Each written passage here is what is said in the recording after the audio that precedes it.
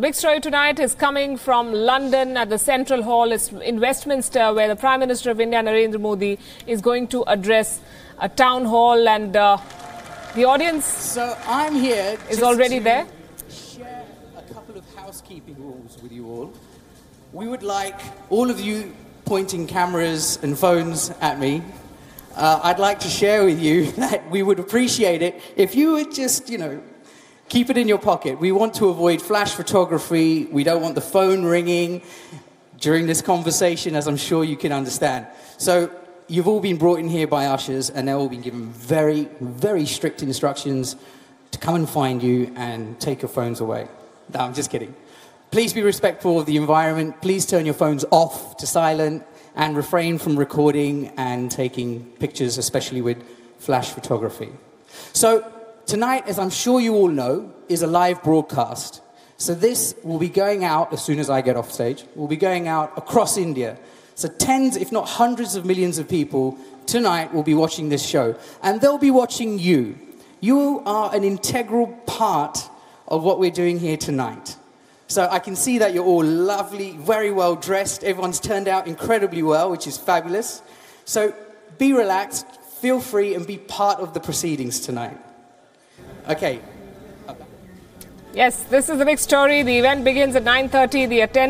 The audience is very much in attendance. It's a packed hall. Bharat Ki Baat Sabke Saath is the town hall that the Prime Minister of India is going to address shortly, and we'll be bringing you all the developments there live. For the moment, let's talk about the India-China reset. That's been our focus on Gravitas, and that's a story that we are chasing more than anyone else. In the 1950s, one phrase that was popularly used to describe the Sino-India relationship was Hindi Chini Bhai Bhai, meaning Indians and Chinese are brothers. That sentiment dipped rather quickly after the border war in 1962. What followed was a feeling of mistrust and resentment between the two Asian powers. But are we on the cusp of a reset in ties? India's Foreign Secretary Vijay Gokhale, who is considered to be an ace China hand in the Indian diplomatic inventory, visited China in the month of February this year. Beijing saw this visit as a demonstration of the importance that New Delhi attaches to bilateral ties, and this visit indicated that India is open to reworking its China policy. That was the first sign of a thaw in relations between the two countries. India's National Security Advisor Ajit Doval was in Shanghai last week. He met China's Politburo leader Yang Jiechi. Among other things, they discussed a possible meeting between Indian Prime Minister Narendra Modi and Chinese President Xi Jinping in the month of June. Speculation is rife. Modi will be in China to attend the Shanghai Cooperation Organization. He could use that opportunity to hold a bilateral meeting with the Chinese president. But some reports importantly say that a bilateral visit, a bilateral meeting may be planned much before the month of June. Add to that the visits of two top Indian ministers for the summit. These are engagements that China views positively. We believe Foreign Minister Swaraj's visit will help improve the mutual trust between the two countries and forge ahead with an enduring and steady growth of bilateral ties.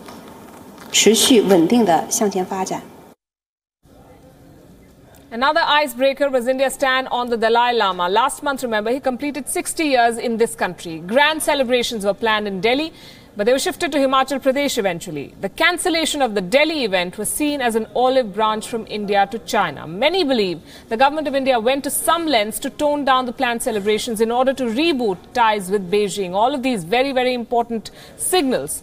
But for a paradigm shift in the South Asian region, both countries need to contribute equally. Two issues on which China can show flexibility are the Belt and Road Initiative and India's bid for the Nuclear Supplies Group membership. Remember, China has been the chief roadblock in India's efforts to secure a berth at the NSG. And on the issue of the Belt and Road Initiative, India has been pushing for Afghanistan's inclusion. What Delhi wants is for the China-Pakistan Economic Corridor, the CPEC, to be extended to Afghanistan. How would it help India, you'd ask? It secures India's territorial integrity because it removes the project from Gilgit-Baltistan then, and that is in Pakistan-occupied Kashmir. So it doesn't then give legitimacy to POK by shifting part of that project to Afghanistan. What do India and China stand to gain from this orbit shift? For one, greater economic cooperation. Both countries together form the world's biggest market. There are numerous opportunities that both sides are yet to explore. There is immense trade potential in sectors like agriculture, food processing, construction, infrastructure, pharmaceuticals, information technology, you name it. By removing market barriers, both sides can improve economic relations. If the bilaterals between the two countries go as per plan, they could also significantly bring down temperatures along the line of actual control, the LAC. The 70-day-long border standoff that ended in August last year had lessons for both sides. Conflict is not an option. Doklam taught us that. Working together is, despite the attendant challenges. Will this summer see the beginning of that chapter in India-China ties? We do hope it does. Let's go to someone who's been keeping a pulse on the situation in China. Atul Aneja, the China correspondent of The Hindu and one of the most authoritative voices in what's happening in that country with us. Good evening, Atul. Good to have you on the show again. What's the buzz on the ground? What is this reset all about? What does it entail?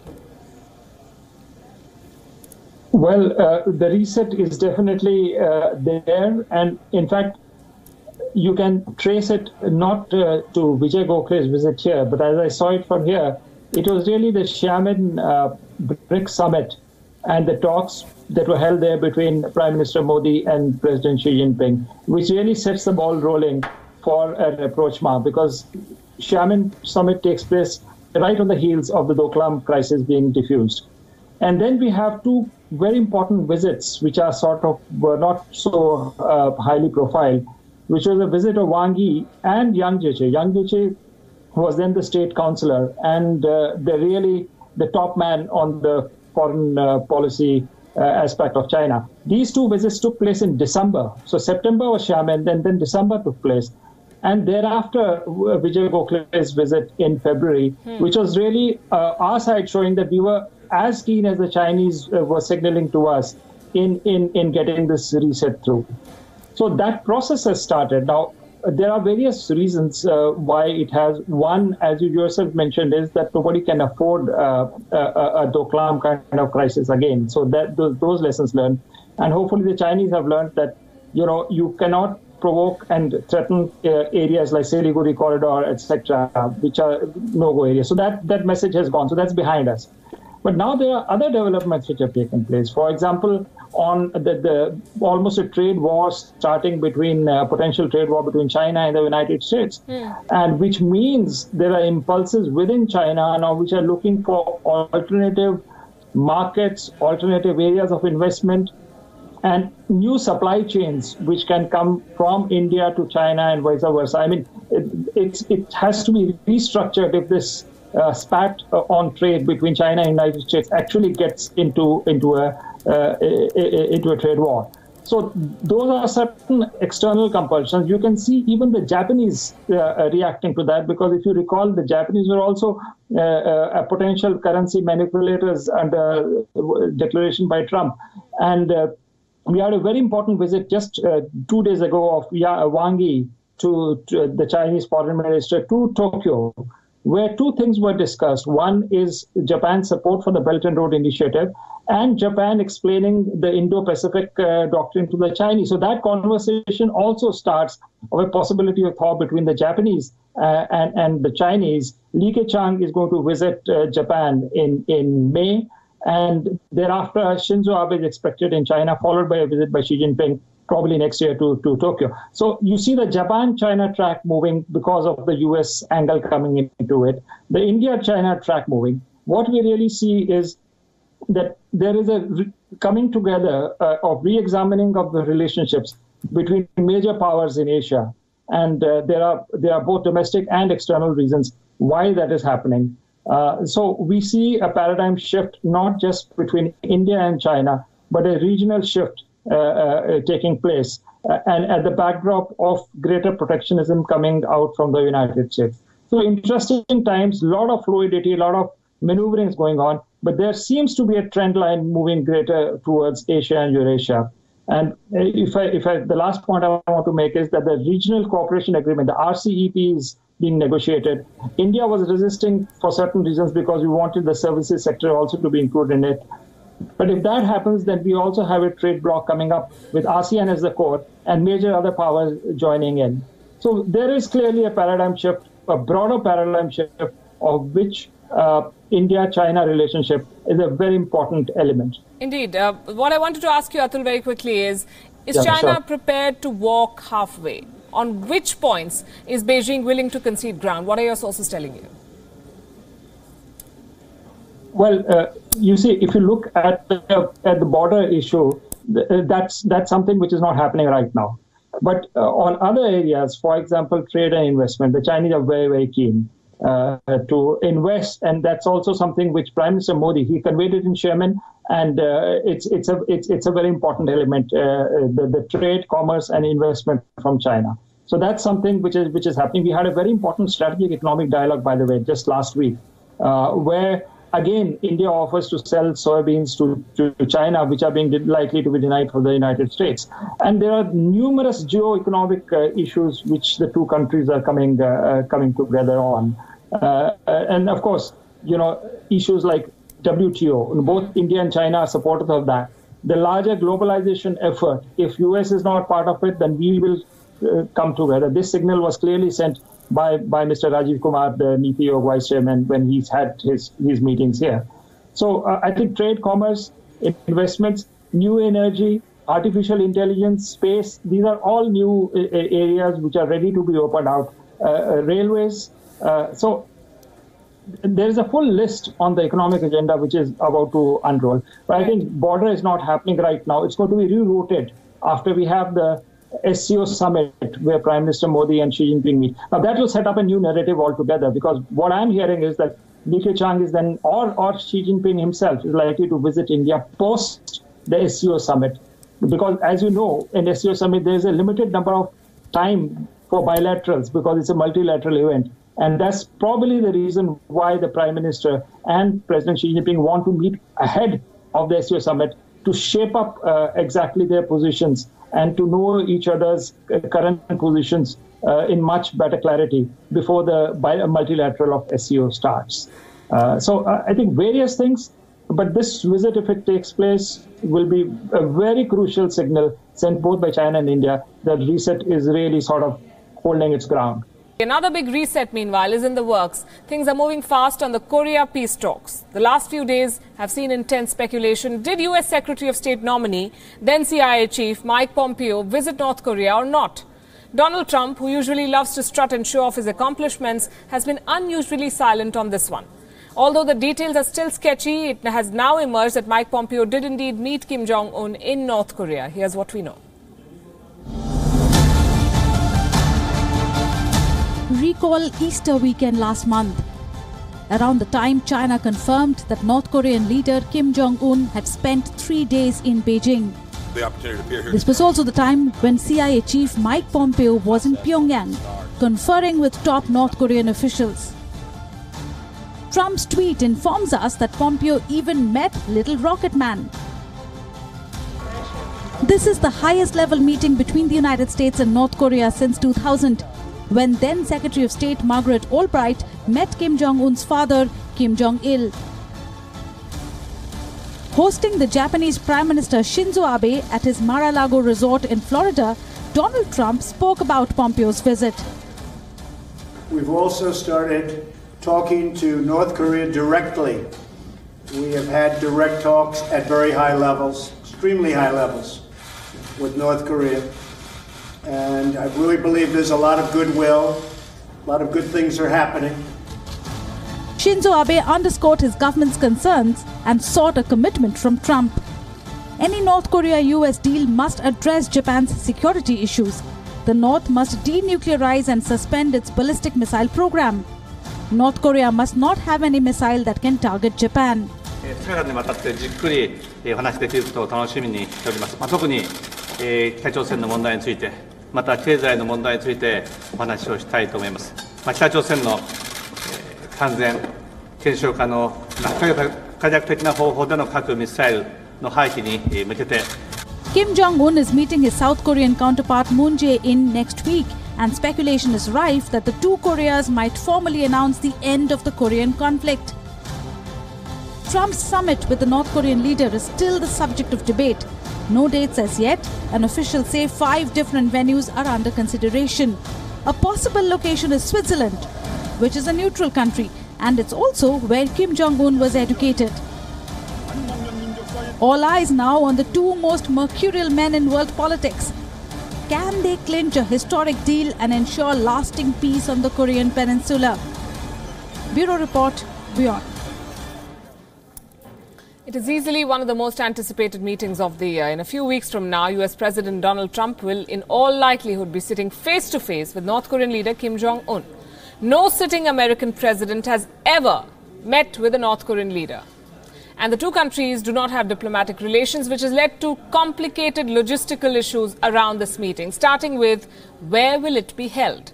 There are multiple options on the table, and US President Trump seems to be ready with a shortlist himself. Speaking to reporters during a two-day summit with Japanese Prime Minister Shinzo Abe, President Trump revealed that there are 5 possible venues. While he did not elaborate further, over the last few weeks, American officials have indicated several possibilities. First is the Mongolian capital, Ulaanbaatar. It has been mentioned as one option. The coldest capital city in the world could be the site of heated discussions leading to a possible thaw in frosty ties. Mongolia has hosted meetings between North Korea and Japan in the past and is on friendly terms with both the countries, most countries in fact, including its neighbors Russia and China, as well as the US and North Korea. Another neutral location could be a European capital like Stockholm or Geneva, or a Southeast Asian country, including possibly Singapore, even Malaysia, or even a location at sea like the South Korean Jeju Island, or a ship. And then there are the obvious choices: the demilitarized zone between North and South Korea, the South Korean capital Seoul, the North Korean capital Pyongyang. The list is, of course, more than 5 now.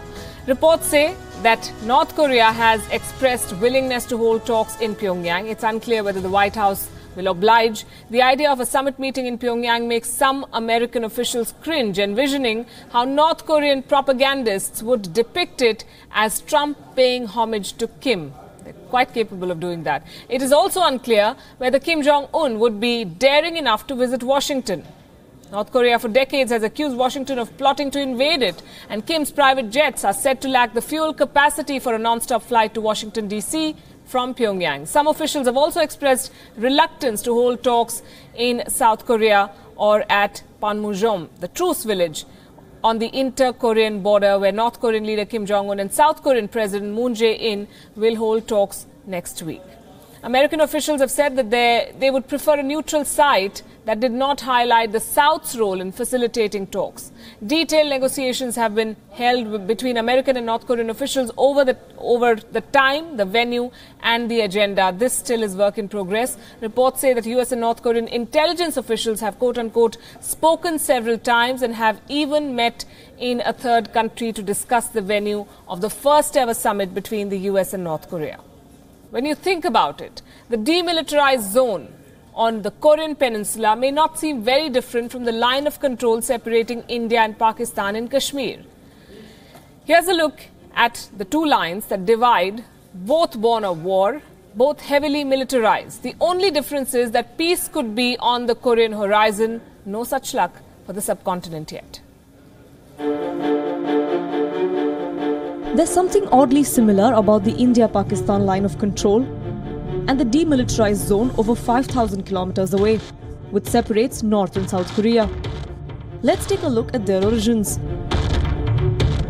The demilitarized zone is a product of the 1950 war between North and South Korea. When the war ended in 1953, there was no peace treaty. Only an armistice or truce, which by its very definition is temporary. It has been temporary for the last 65 years. The DMZ is basically no man's land, which kept two heavily armed sides apart. The line of control in Kashmir is a result of the first India-Pakistan war of 1949. It was originally called the ceasefire line, meaning this is where the two sides agreed to maintain their positions when fighting ended in January 1949. It was renamed Line of Control in 1972. The DMZ is a buffer zone between the armies of the North and the South. It stretches from west to east over 250 kilometers, dividing the Korean peninsula in roughly equal halves. It is 4 kilometers in width. But the area outside the DMZ in the north and the south is heavily militarized. Both armies are deployed in strength, and since the South Korean capital is very close to the demilitarized zone, concerns about war are more evident here. The line of control in Kashmir is 740 kilometers long. It stretches from a point in southern Kashmir and meanders along in an irregular line, reaching point NJ9842. The line divides Kashmir into two halves. the northern portion of which is held by Pakistan. There is no buffer zone here since the Indian and Pakistani armies are virtually eyeball to eyeball. India has fenced 550 kilometers of the line to check infiltration by Pakistani terrorists. Since the war ended in Korea in 1953, 500 South Korean soldiers, 50 US and 250 North Korean soldiers have died on the demilitarized zone in attacks and firing incidents. But the DMZ is usually peaceful, unlike the line of control, where small arms fire and mortar shelling is frequent. Hundreds of lives have been lost, including many civilian. Pakistani support for terrorist infiltration has added to India's security concerns. With the army in charge in Pakistan, no peace on the LOC appears likely. Bureau Report, WION. 27th April is when the leaders of North and South Korea meet, and of course we'll be tracking that from the demilitarized zone, from the meeting itself. WION will be there. For the moment, we'll take you to London, the Central Hall in Westminster, where the Prime Minister of India is going to address the gathering in just a few minutes from now.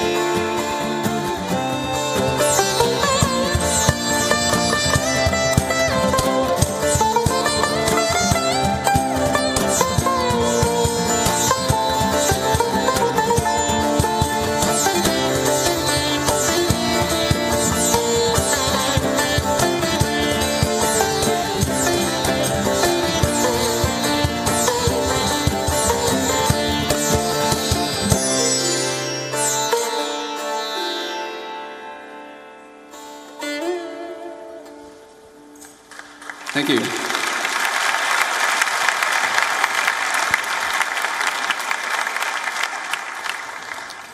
ये सिर्फ बातचीत नहीं, एक संवाद है ideas का, क्योंकि श्री नरेंद्र जोशी जैसी खास शख्सियत से बातचीत करने के लिए किसी को भी साइंस, आर्ट, करंट अफेयर्स जैसे सब्जेक्ट्स का नॉलेज होना बहुत जरूरी है।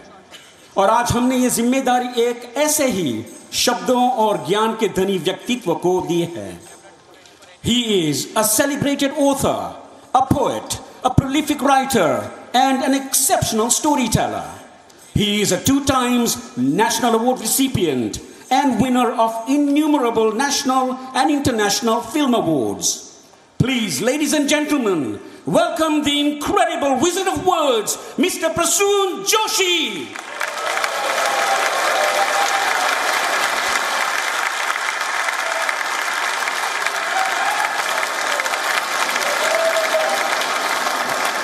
Thank you. नमस्कार। ये मेरा सौभाग्य है कि आज मैं एक ऐसे ऐतिहासिक स्थान पर खड़ा हूं जिसे एक दिन महात्मा गांधी जी ने और मार्टिन लूथर किंग जूनियर जैसी हस्तियों ने सुशोभित किया था। First meeting of the United Nations was also held in this very place. So this is a historical place and a historical moment. और आज हम सब यहाँ हैं अपने देश भारत की बदौलत. Prasoon Joshi, they're talking about, he's setting the stage essentially for the Prime Minister to come. He is going to be moderating the questions. Remember, the PM is going to take questions from the people present there. He's also going to be interacting with thousands of others who will be watching him online. The questions will be picked up from Facebook, Twitter, and the Namo app, the Narendra Modi app. And this is the first of its kind event. The Prime Minister is in London for 3 days for the CHOGM, the Commonwealth Heads of Government meeting. And this is after the quick visit that he had to Stockholm for the India-Nordic Summit. He met leaders of 5 Nordic countries. He interacted with them. He had 10 high-profile meetings in less than 10 hours yesterday. And now he's landed in London to a rousing reception from the Indian community. The last time he went there, he held a similar event at the Wembley Stadium, and this time it's the Central Hall in Westminster, where the Prime Minister will be addressing the Indian diaspora, members of the Indian community. He met the Queen, he met British Prime Minister Theresa May earlier today, and he will be addressing a town hall which has been aptly titled Bharat Ki Baat Sabke Saath.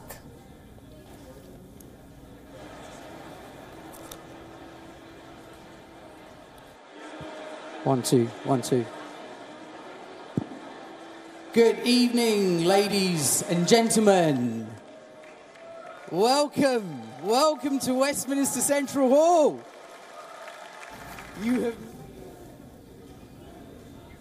So while we wait for the Prime Minister of India to arrive at the venue and deliver his speech, let's tell you about what else is making news the world over.